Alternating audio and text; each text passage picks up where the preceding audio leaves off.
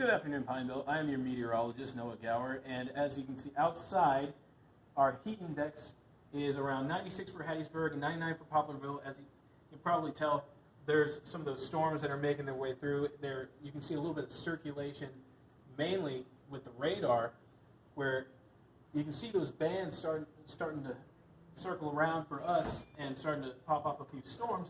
However, if you look out in the Gulf, this is our main story, is Tropical Storm Barry. Now, Tropical Storm Barry has been downgraded since a little bit earlier, and it's not expected to become a hurricane upon landfall.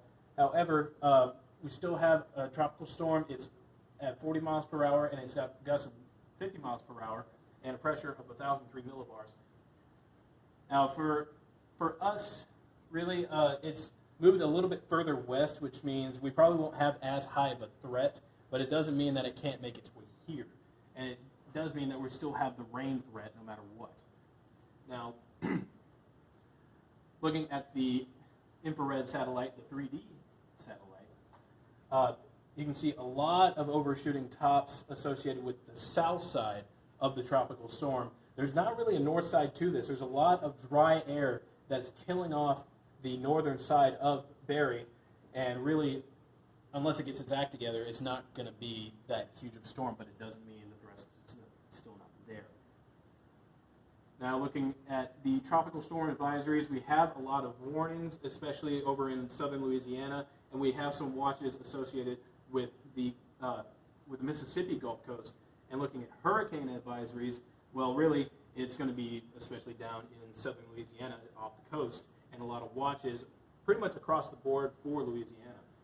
Now, for the flash flooding risk for tomorrow, it's not too bad for us. It's moving very slow, and it's going to be moving up very slow as well.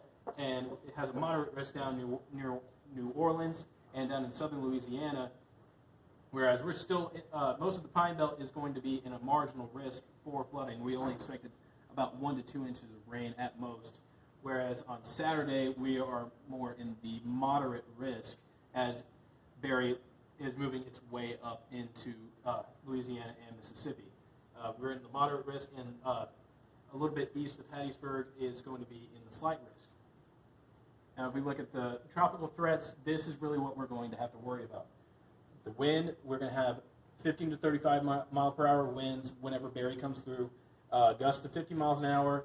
There are some tornadoes possible if we get some thunderstorms that can develop.